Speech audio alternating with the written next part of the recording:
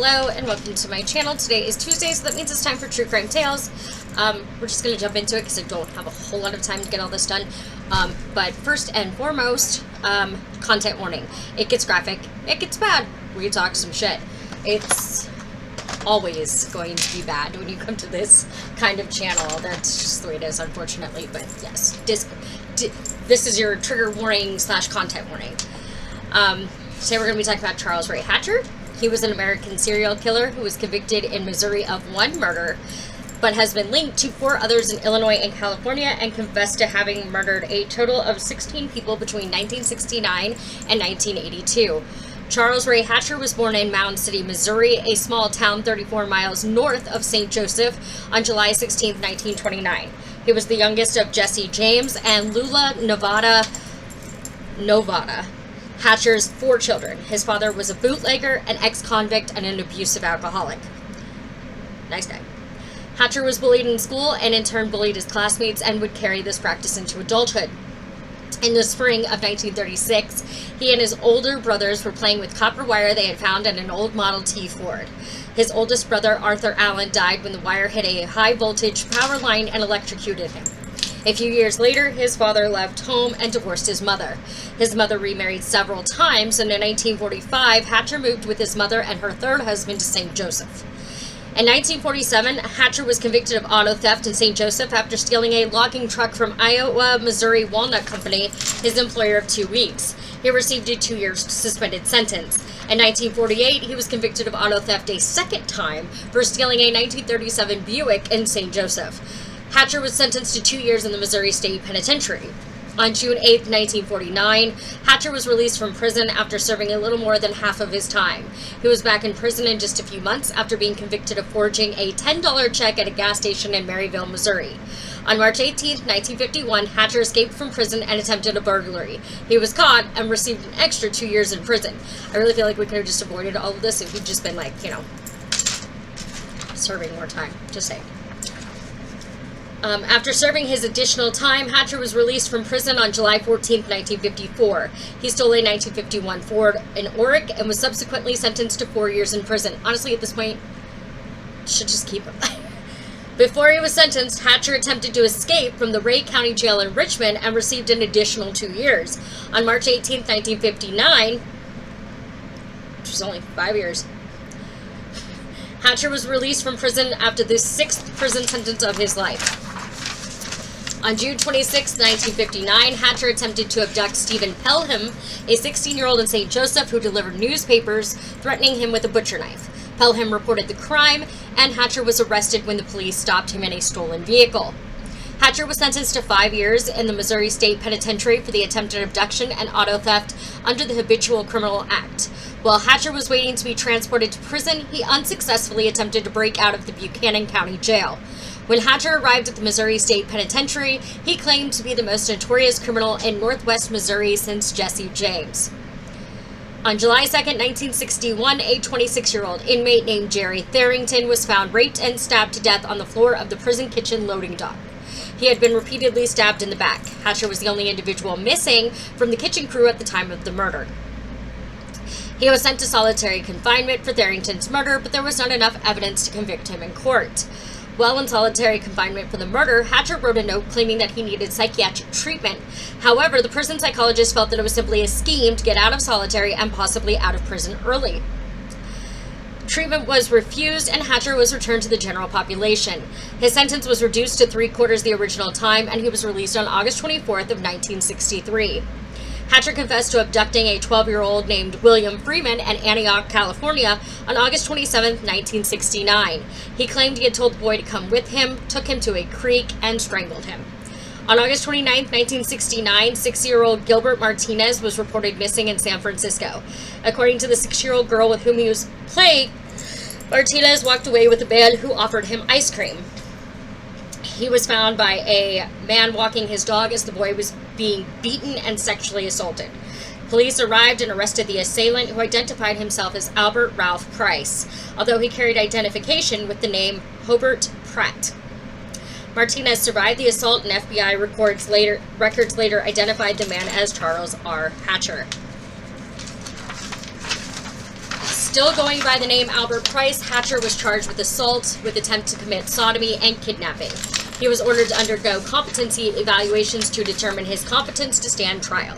A complete psychological evaluation was ordered when Hatcher was unresponsive during the preliminary evaluations. During this time, he claimed to hear voices and fake delusions and suicide attempts to avoid prison.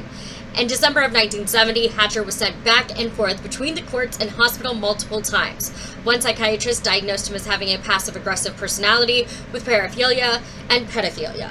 It was reported that the hospital staff felt Hatcher was fabricating or exaggerating the symptoms of his mental disorders. He was examined by 2 psychiatrists in January of 1971. He was declared insane by the first one, who recommended vigorous treatment and a secure hospital. The second psychiatrist declared him to be incompetent to stand trial and sent him back to the hospital. On May 24th of 1971, Hatcher was sent to trial and pleaded not guilty by reason of insanity. He was sent to a different hospital for more evaluations, where it was determined that he was unfit to stand trial. On June 2nd, Hatcher escaped from the hospital. He was caught a week later in Colusa, California, and arrested for suspected auto theft under the name Richard Lee Grady. Hatcher was returned to the California State Hospital for a mental evaluation. In April of 1972, hospital staff determined that his treatment was unsuccessful and that he was a danger to other patients, after which he was sent to the Prison State Hospital in Vacaville. In August 1972, Hatcher was transferred to San Quentin State Prison to stand trial. 3 years after the crime, he was ordered to undergo 2 final examinations. One declared him competent to stand trial, and the other determined him to be sane at the time of the crime. In December of 1972, Hatcher was transferred to San Quentin State Prison to stand trial 3 years after the crime. He was ordered to undergo 2 final examinations. One declared... I don't know why this is the same paragraph with 2 different dates. I don't know what I did there. On March 28, 1973, security guards found Hatcher hiding in a cooler near the hospital's main courtyard with 2 sheets stuffed into his pants, after which he admitted to an escape attempt.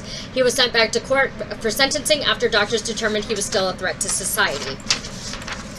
In April, Hatcher was sentenced to 1 year in life and sent to a medium security prison in Vacaville. In May 1973, a psychologist found Hatcher to be a, quote, manipulative, institutionalized sociopath, end quote.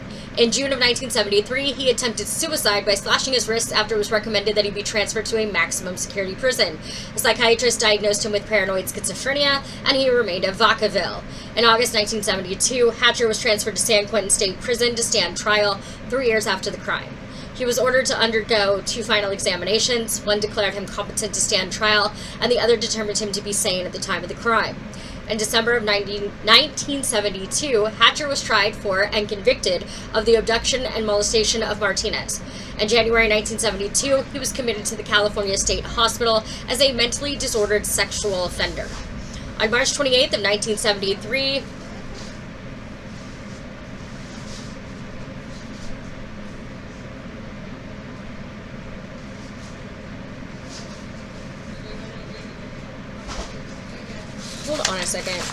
Hold on a second, guys. Give me just a second.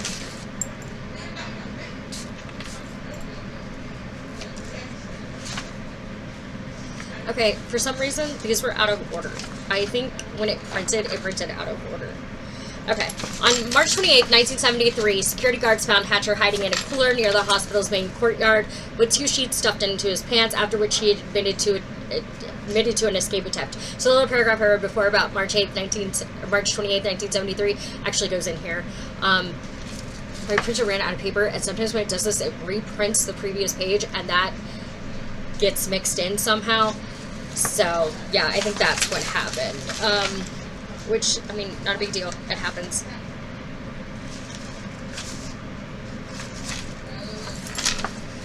So, that's what happened. Okay, in May 1973, a psychologist found Hatcher...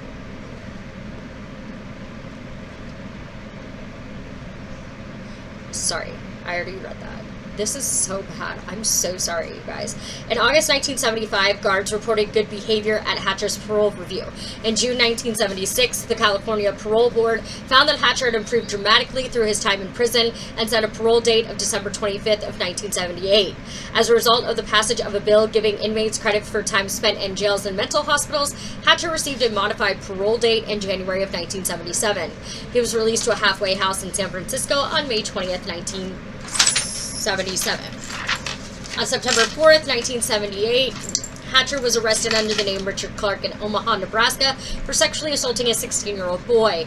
He was sent to Douglas County Mental Hospital and released in January of 1979. On May 3rd, Hatcher was arrested for assault and attempted murder after he tried to stab 7-year-old Thomas Morton. He was sent to Norfolk Regional Center, a mental health facility, after the charges were dropped. I am assuming, and I could not find anything to back up, but my theory with that is that the charges were dropped because the little boy, either his family didn't want to testify, he was scared, or he was not considered swearable. Because those are usually what happens with small children. It's sad, it's unfortunate, but as a parent, you want to protect them from that trauma, and I get that, and sometimes they're just not, they're not capable of being sworn in, which means that any testimony they would give wouldn't be able to be used against their accuser because they're not considered competent. And it's unfortunate. It's unfortunate. And that, I honestly, I think, is why people tend to go after really young children, especially pedophiles, because they aren't swearable, or they're too scared, or the family wants to prevent more trauma, or whatever the case may be. And I get it. I do. I understand it. But I really, I don't know. I don't know. I wish he'd been charged, because he should have been. In May 1980, Hatcher was released from the facility, but was sent back 2 months later for another assault. He escaped in September. On October 9th, Hatcher was arrested as Richard Clark, still using other names here, in Lincoln, Nebraska, for the attempted assault and sodomy of a 17-year-old boy. He was sent to another mental health facility and released after 21 days. On January 13th, 1981, Hatcher was arrested as Richard Clark in Des Moines, Iowa, after a knife fight.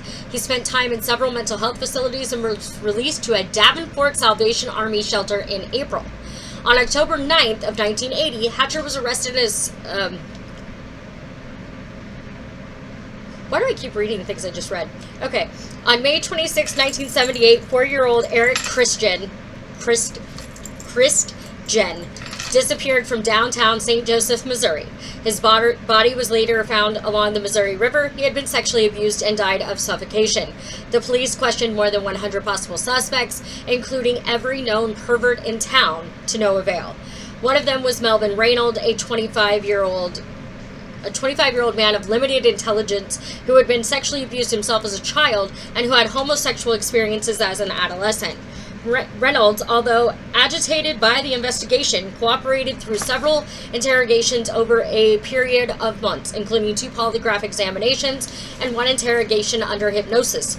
I don't know if those are valid. I would really like somebody to tell me if those are considered valid interrogations, because I don't know, it could, I mean, you could probably make a case for coercion with hypnosis. So I want to know if there's because I know polygraphs are not cement evidence. They're considered circumstantial evidence because of the fact that they can be manipulated, for one, and for two, they're not necessarily always accurate. So I would love to know what the take is on hypnosis for interrogation. I really would. I really would.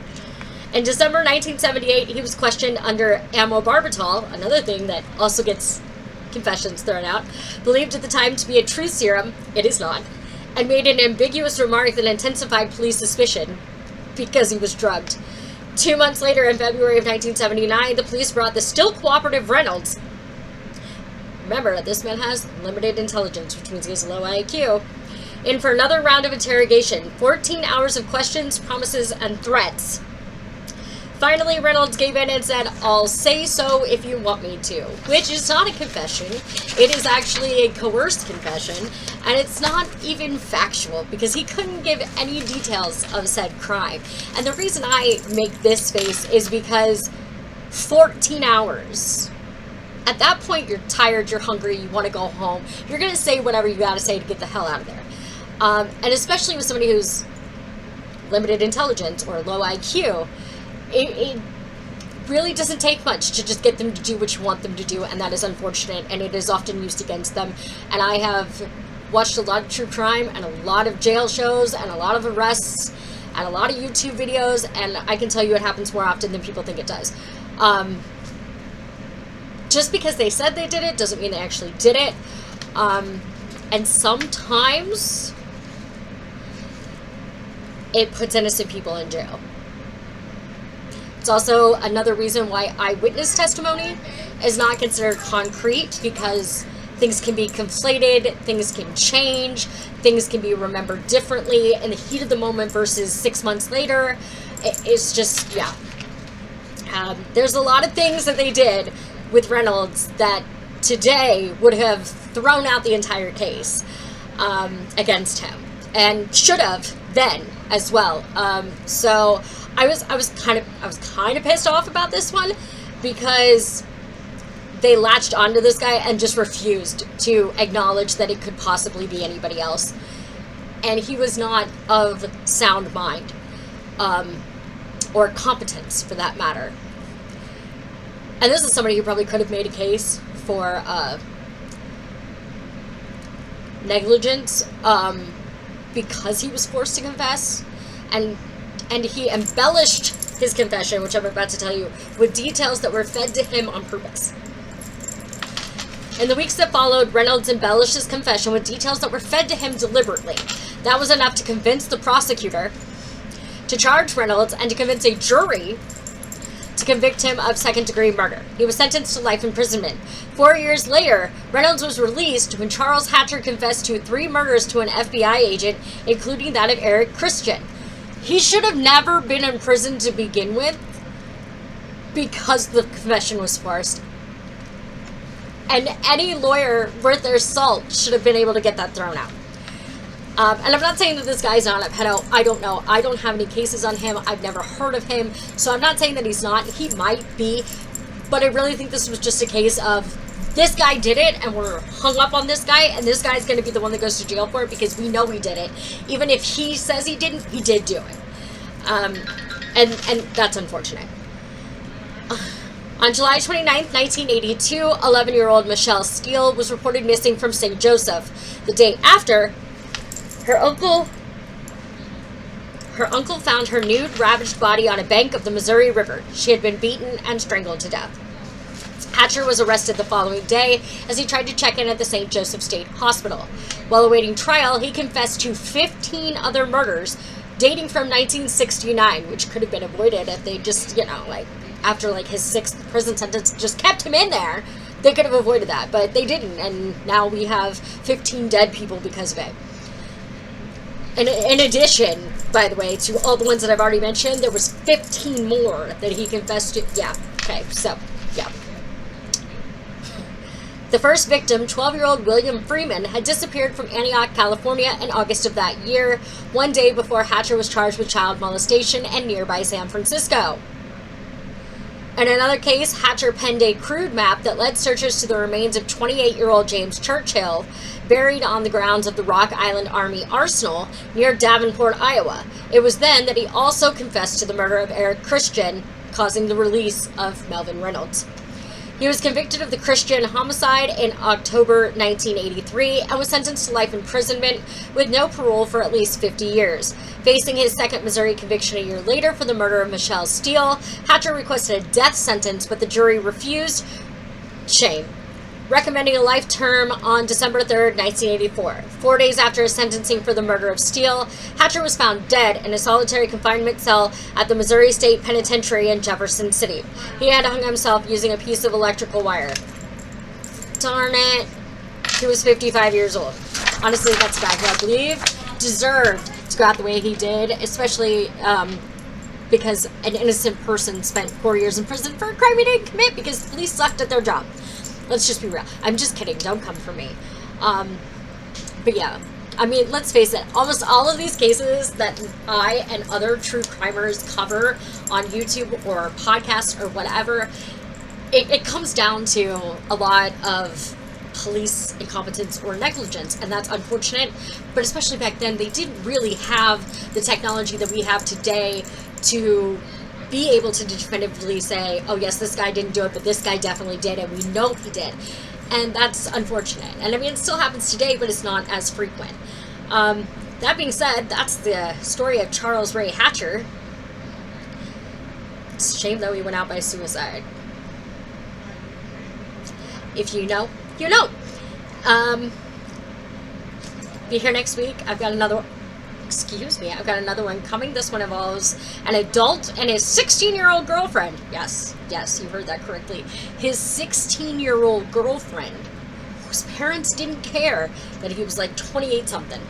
So, yeah.